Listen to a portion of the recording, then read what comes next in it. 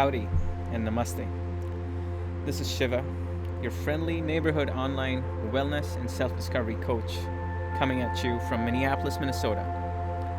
Now, for some of you who might have been with me on the journey so far, are maybe starting to scratch the surface of what wellness means in your life, how it shows up, what your goals might be. But there's many ways to skin the cat, as they say, and for me, I have found two essential frameworks to go down this path. And they don't necessarily have as much to do with my origin being from, part of the world where, these came into being, so to speak, but more around their universal applicability and the degree of personalization they each offer. So let's look at both of these. First one is yoga, and the second one is Ayurveda. We'll sort of look at, sort of an overall definition in terms of how I currently receive it, and spark some more thought around those frameworks, if you will. So yoga is essentially a Sanskrit word, and I say yoga because it's yoga, it's not yoga. The A is actually more of an sound. It just elongates the g, the last syllable of yoga, to give it a little more oomph. Kind of like Shiva, it's not Shiva, but it's Shiva. Shiva is a different word. And yogaha is also a different word. So that's a conversation for a different day, maybe a Sanskrit lesson. Let me know if you're interested in those. But yoga, one of the meanings of the word is to yoke. And now picture a yoke. What does a yoke do? It sort of gives you a framework, a structure to move forward along a certain path.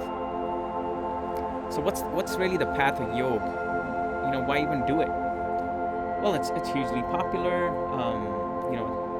It's ancient, and I actually like to use the word timeless for these traditions, sciences, arts, philosophies, practices, whatever you might call them. They're in fact, whole worlds of wellness onto themselves. But let's call them timeless for now, because we can't really put a date on them. I mean, we have some sort of proof of written record, but they were really oral traditions, and we really don't know how long they were, passed down by word of mouth before they actually found a language where they felt these need to be captured in. So yoga gives you that structure to master the fluctuations of the mind, because it is the fluctuations of the mind, according to yoga, that cause suffering, that cause us to remain imprisoned in our own constructs. Things might not be real. I mean, if you think about it, a lot of life seems to be spent in fear. Oh, what if I fall sick? What if I lose my job? What if, this relationship falls through? What if, that deal I'm trying to, swing doesn't happen? So there's always this fear. And no matter our stage of life, we have to deal with fear. So yoga is basically saying, let's master the mind, let's master all of these fluctuations that pull us in like 100 different directions, probably more. Not only when we're waking, but when we're asleep. Not only in our conscious, but in our subconscious. And then it sort of prescribes a path to go down. And there are actually many sub-paths of yoga. And we won't go into that today, but for example, one of the classic yoga paths is what's known as Patanjali yoga. And Patanjali basically prescribes an Ashtanga path, which is an 8-limbed path to progress towards this goal of mental mastery and eventually liberation. Liberation from suffering, and liberation from the constrictions of the material world as we know it. So yoga basically is a more disciplined, here's how you do it kind of approach, and then you have a whole different slew of techniques and practices for purification, for opening up the body, both the gross body and the subtle body, the physical, physiological pieces, as well as the psychological, energetic pieces along this road. So you kind of start almost in the Ashtanga path with a certain code of conduct making that commitment to that code of conduct, and then you sort of go into the more physical practices of asana and breath work, pranayama. That was my son, by the way. I was waving to him, not just spooking out here. But it sort of eventually gets to a stage of meditation and a higher level of consciousness, if you will, where you rise above all of this stuff. Let's swing to Ayurveda for a second. So Ayurveda is lesser known compared to the multi-billion dollar industry of yoga and growing. Ayurveda is growing at a slower rate and is also practiced much less, especially if you go outside of kind of the home country, if you will. Again, countries, that's a whole different discussion, but countries don't mean a whole lot to me in a sense of wellness, because wellness transcends countries or boundaries or nationalities. It's part of the human condition, and not even the human condition, it's part of creation. It's part of being well at the individual, the collective, the planetary and the interplanetary and galactic cosmic levels, and all the 95% of the universe that is dark matter that we haven't yet understood or fathomed, right? So Ayurveda is really another Sanskrit word. What are the chances, right? They actually play really well with each other, yoga and Ayurveda, so they're often called sister sciences for people who like alliteration. But Ayurveda is the science of life. It is the science of knowledge. But what does that mean? So Ayurveda can be more, for me, it's better understood in terms of what it's trying to achieve. So just like yoga is trying to achieve mental mastery, Ayurveda is trying to help us live a disease-free, long life. So a full life that is complete, that embraces who we are, where we are at currently, and where we need to be over time. So it takes a different approach.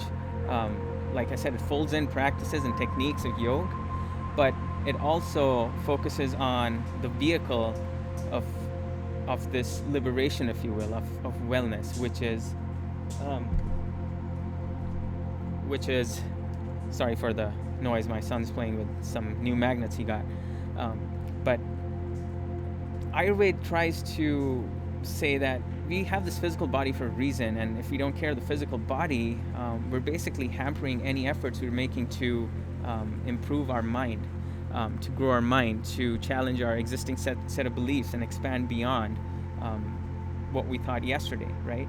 So life's all about, being that much better every day at something and expanding one's perspective. Otherwise, hey, maybe that's exciting for some folks, maybe that's boring for some folks, but walking down the straight and narrow doesn't work for me for sure.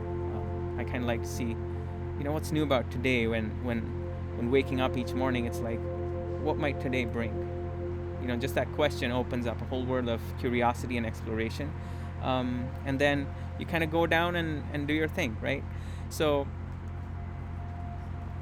Ayurveda focuses on diet, focuses on lifestyle, focuses on sleep as important pillars of prevention.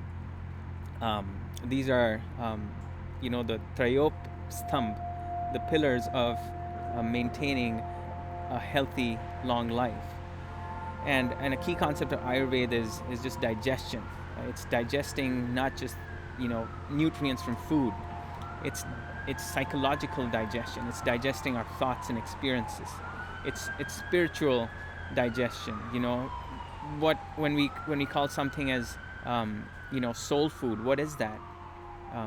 Is it just happenstance, or is there more of a method or recipe to it? So Ayurveda, I think, plays really well with yoga, but each of them can be undertaken on their own. However, I must confess, bias here, I am more inclined towards Ayurveda because it gives you a better entry point into wellness. One of the hallmarks of Ayurveda is it recognizes each individual as being extremely unique, which is, I think we can all agree that's true. And it assesses one's mind-body constitution. So not just like an interest-based assessment. I'm also a career services provider. I'm trained in that. One of the theories they use is the 𝘰𝐰𝐸 tool based on trait and factor theory, which basically says, all of us have like a predominant interest. Some of us like to work with our hands. Some of us like to work with ideas. Some of us like to work with people. Others, like to work with,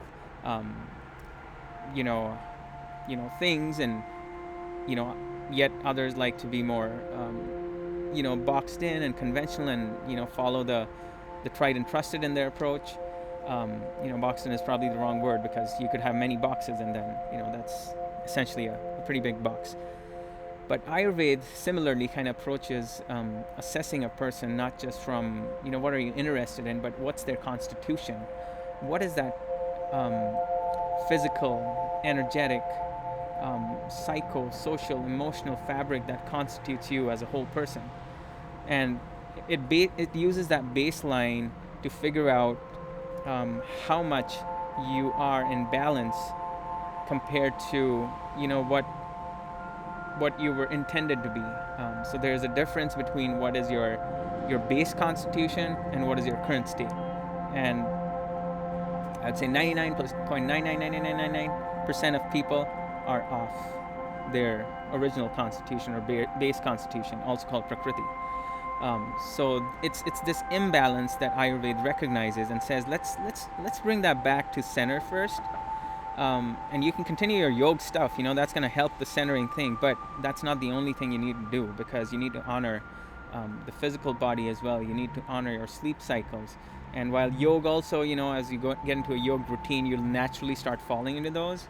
Like for me, when I'm doing my practice, regularly in a disciplined manner, I don't need an alarm clock to wake up. In fact, my sleep needs go down. We spoke in another video about Brahma Muhurat. That's when is the right time to wake up, and what do you do after that? Those types of questions.